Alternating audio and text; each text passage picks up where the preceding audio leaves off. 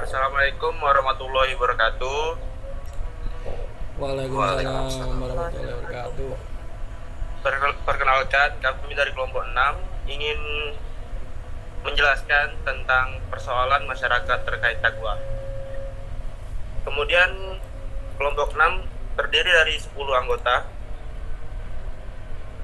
Yang pertama ada Nadia Cantika Putri Abdun, kemudian ada Wafinda Azhar, kemudian ada Nadifa Satya Putra, Muhammad Rosyid Ridlo, kemudian Ridho Kurniawan, Hafiz Naufal Eka Hamatullah, kemudian Muhammad Raihansyah Mujarab, kemudian ada Rafa Nafisa, Rendika Pratama, dan terakhir ada Rijal Fisun.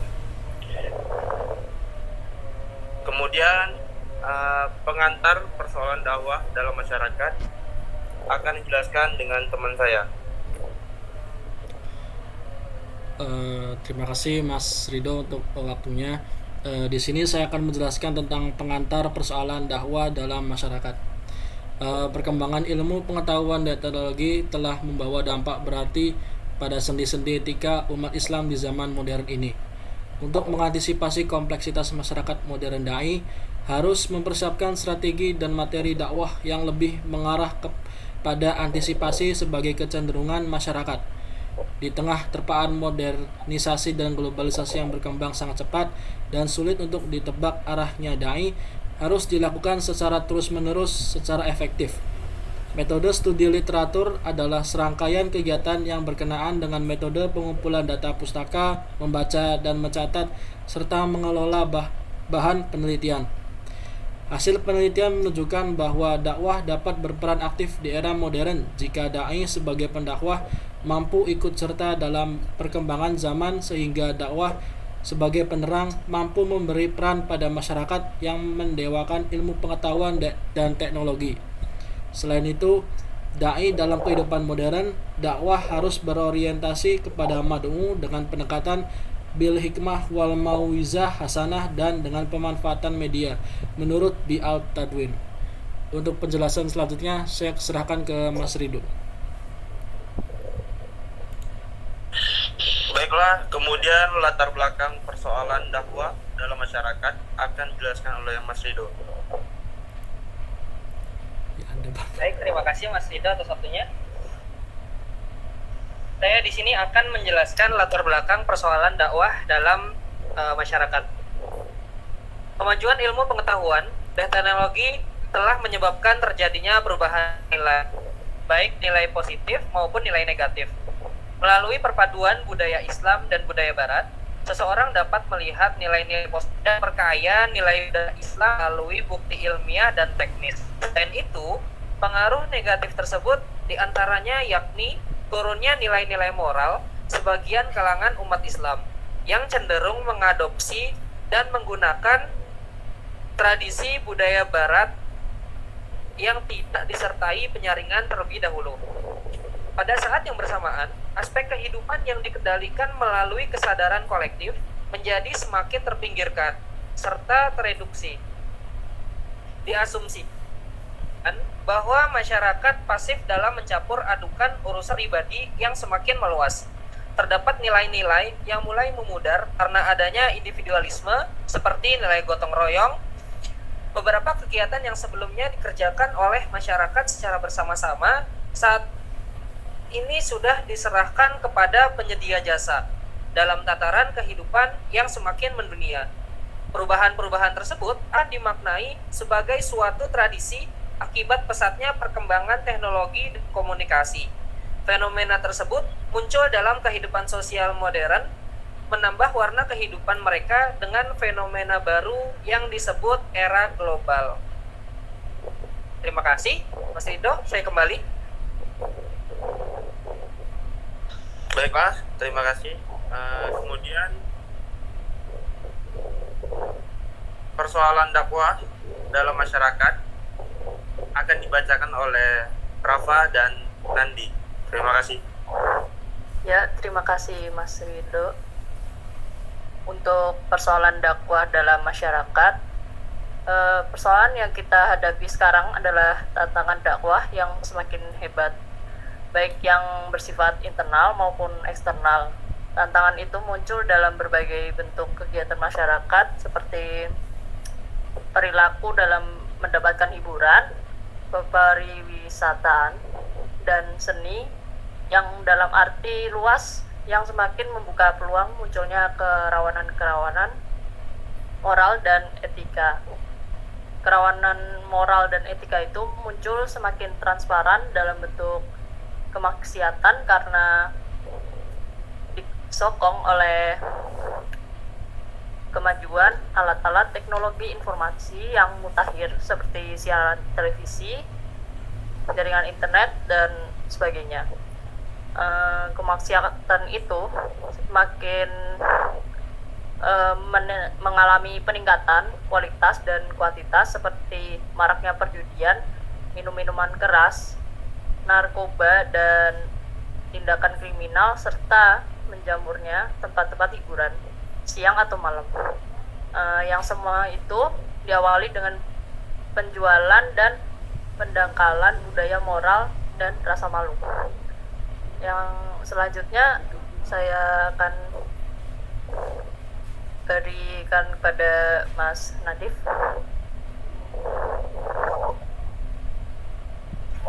Terima kasih Mbak Rafa Nafisa. Selanjutnya masih dalam persoalan dakwah dalam masyarakat, yaitu persoalan dakwah dalam masyarakat di era kontemporer ini antara lain yang pertama yaitu pemahaman masyarakat, yaitu pada umumnya terhadap dakwah lebih diartikan sebagai aktivitas yang bersifat oral communication atau tablik, sehingga aktivitas dakwah lebih berorientasi pada kegiatan-kegiatan ceramah. Yang kedua yaitu problematika yang bersifat epistemologis, yaitu dakwah pada era sekarang bukan hanya bersifat rutinitas, temporal dan instan, melainkan dakwah membutuhkan paradigma keilmuan. Dengan adanya keilmuan, dakwah tertentu hal-hal yang terkait dengan langkah strategis dan teknis dapat dicari rujukannya melalui teori-teori dakwah. Yang ketiga yaitu problem yang menyangkut sumber daya manusia. Selanjutnya Mas Rido. Baiklah, terima kasih atas penjelasan tentang persoalan dakwah dalam masyarakat. Kemudian slide berikutnya membahas tentang solusi problematika atau persoalan dakwah dalam masyarakat, akan dijelaskan oleh Mbak Nadia. Baik, ada beberapa rancangan kerja dakwah yang dapat dilakukan untuk menjawab problematika atau persoalan dakwah dalam masyarakat ini. Yang pertama yaitu memfokuskan aktivitas dakwah untuk mengentaskan kemiskinan umat. Yang kedua, menyiapkan profil strategis muslim untuk disuplai ke berbagai jalur kepemimpinan bangsa sesuai dengan bidang keahliannya masing-masing. Yang ketiga, membuat peta sosial umat sebagai informasi awal bagi pengembangan dakwah. Yang keempat, mengintegrasikan wawasan etika, estetika, logika, dan budaya dalam berbagi perencanaan dakwah baik secara internal umat maupun secara eksternal. Yang kelima, mendirikan pusat-pusat studi dan informasi umat secara lebih profesional dan berorientasi pada kemajuan iptek. Dan yang terakhir, menjadikan masjid sebagai pusat kegiatan ekonomi, kesehatan, dan kebudayaan umat Islam. Saya kembalikan ke moderator. Baiklah, terima kasih. Kemudian slide berikutnya membahas tentang penyelesaian persoalan dakwah, akan dijelaskan oleh Mas Hafiz dan Mas Dika. Ya, baik, terima kasih. Di sini saya akan melanjutkan yaitu tentang penyelesaian persoalan dakwah. Ada beberapa poin, yaitu ada 4 poin. Yang pertama itu dakwah berdasarkan Al-Quran, hadis, dan ijma. Dakwah termasuk tugas mulia bagi setiap muslim sebagai bentuk mengikuti segala sesuatu yang diperintahkan kepada Allah dengan menyebarkan ajaran agama Allah kepada seluruh umat Islam dari kemuliaan dan ketinggian agamanya. Tujuan dari dakwah adalah untuk mengubah masyarakat menuju kehidupan yang lebih baik, lebih Islam, dan lebih sejahtera, baik lahir maupun batin. Tujuan yang lainnya adalah seperti tampaknya sesuai dengan definisi komunikasi persuasif, percaya bahwa ada perubahan situasi orang lain. Perubahan yang dimaksud bukan hanya perubahan sementara, melainkan perubahan mendasarkan yang dilandasi oleh hati nurani dan keimanan. Berdasarkan pada surat Al-Quran, yaitu surat Ali Imran ayat 104 yang berbunyi, wala takum minkum ummatun yad'una ilal khairi wa ya'muruna bil ma'rufi wa yanhauna 'anil munkar wa ulaika humul muflihun, yang artinya, dan hendaklah ada di antara kamu segolongan umat yang menyuruh kepada kebajikan, menyuruh kepada yang ma'ruf, dan mencegah dari yang mungkar. Mereka orang-orang yang bergantung. Dan surat Ali Imran 110 yang artinya, kamu adalah umat yang terbaik yang dilahirkan untuk manusia, menyuruh kepada yang ma'ruf dan mencegah dari yang mungkar, dan beriman kepada Allah.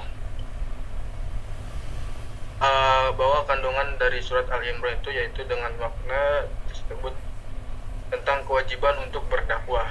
Terdapat kata lam amar dan kalimat wal takun membuktikan bahwa dakwah adalah kewajiban, sedangkan minkum berarti fardu kifayah. Tetapi jika dilakukan oleh sekelompok orang, dakwah menjadi fardu ain bagi sebagian orang. Selanjutnya, dalam Al-Quran, metode dakwah atau bisa disebut dengan ajakan ke jalan Allah diterapkan melalui hikmah, metode dengan al-hikmah. Itu ada dalam surat An-Nahl ayat 125 yang artinya, serulah pada Tuhan-Tuhanmu dengan hikmah dan pelajaran yang baik, dan bantalah mereka dengan cara yang baik. Sungguhnya Tuhanmu dialah yang lebih mengetahui tentang siapa yang tersesat dari jalannya, dan dialah yang lebih mengetahui orang-orang yang mendapatkan petunjuk. Ayat ini sering kali dijadikan basis metodologi dalam menjalankan dakwah Islam kepada masyarakat. Dakwah al-hikmah dari ayat di atas dapat diartikan sebagai seruan atau kegiatan yang mengajak dengan wajah yang arif, falsafah argumentatif, disertai dengan kesabaran penuh dan kekuatan, sesuai dengan ajaran dalam Al-Quran dan Sunnah Nabi. Dakwah al-hikmah diketahui sebagai dakwah yang arif, yang selalu menyesuaikan kondisi dan situasi si mad'ud. Kondisi tersebut terdapat pada keadaan mad'ud. Mungkin akan dijelaskan untuk selanjutnya kepada Mas Rendika. Terima kasih. Yang ketiga adalah metode dakwah al-maujatil hasanah, atau dakwah yang ditempuh melalui diskusi atau diskusi dengan baik, dengan sopan santun, yang dilakukan pada masyarakat secara luas. Dai memiliki peran untuk membimbing sahabat terdekat yang memberikan hidayah kepada matur. Lalu kemudian yang keempat, metode dakwah wa jalilum li allati hiya hasan, atau dakwah ditempuh melalui diskusi dengan sopan, dengan saling menghargai, tidak sombong. Jadi dakwah seperti ini digunakan untuk matku golongan 3 yang memiliki kekuatan intelektual lebih unggul dari yang lain. Namun beberapa hal yang perlu diperhatikan ketika melakukan metode ini, yakni yang pertama, tidak merugikan pihak lain, apalagi sampai mencemarkan nama baik. Tujuan dilakukannya metode ini untuk memperoleh pencerahan, mencari kebenaran, dan kebenaran sejati, bukan mencari kemenangan. Yang kedua, tujuan diskusi hanya untuk mencari kebenaran menurut ajaran Islam, tidak lebih. Yang ketiga, tetap menjaga rasa hormat kepada lawan, menjaga harga diri, serta menghargai lawan agar tidak tersakiti. Materi akan dikembalikan kepada Mas Rido. Baiklah, selanjutnya materi terakhir tentang strategi dakwah di era 4.0 akan dijelaskan oleh Wafinda dan Mas Rian.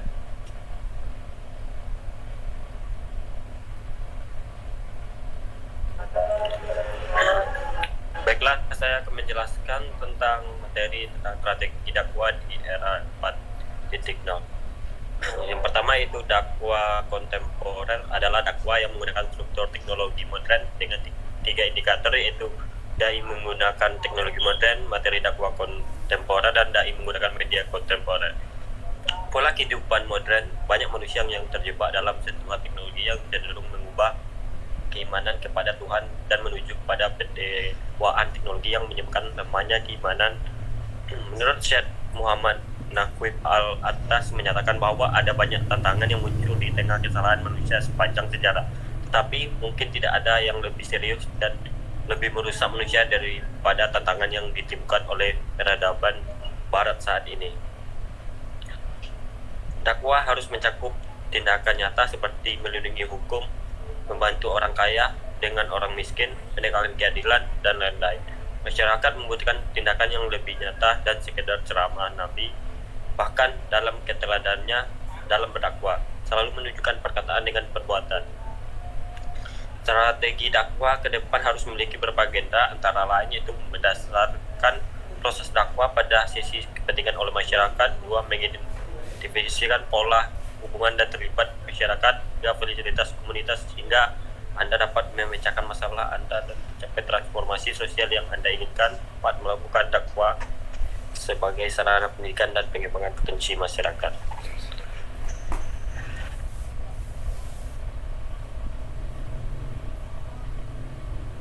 Baiklah, selanjutnya dilanjutkan oleh saudara Rian.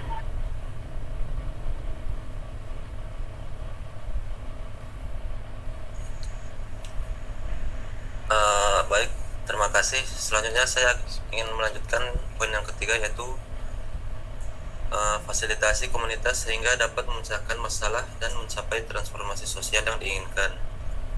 Yang keempat yaitu melakukan dakwah sebagai sarana pendidikan dan pengembangan potensi masyarakat. Untuk poin ketiga dari strategi dakwah yaitu dai. Yang pertama, memanfaatkan kecanggihan teknologi dan komunikasi dalam berdakwah, di mana dai juga dapat memanfaatkan kecanggihan teknologi informasi dan komunikasi dalam berdakwah sebagai salah satu strateginya, karena media televisi dan kepentingan media memiliki pengaruh langsung yang sangat kuat terhadap penggunanya. Karena masyarakat saat ini tidak hanya mengandalkan ulama sebagai satu-satunya sumber untuk memperoleh ilmu agama, orang dapat menggunakan telepon seluler dan memasukkan internet sebagai sarana yang mudah dan praktis untuk menemukan berbagai topik keagamaan, dari topik kecil yang berkaitan dengan ibadah hingga topik yang rumit.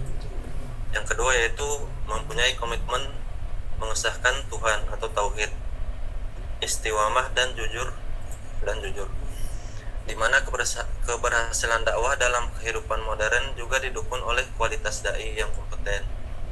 Dai harus mempunyai komitmen mengesahkan Tuhan, istiqamah dan jujur, berpandangan jernih, berpandangan keislaman, memiliki kemampuan memadukan dakwah bil al-lisan dengan dakwah bil al-hal, sesuai dengan perkataan dengan fakta. Di atas semuanya adalah paham dan sekte, berpikir strategis, memiliki kemampuan analisis interdisipliner, dan tahu bagaimana berbicara sesuai dengan kemampuan masyarakat.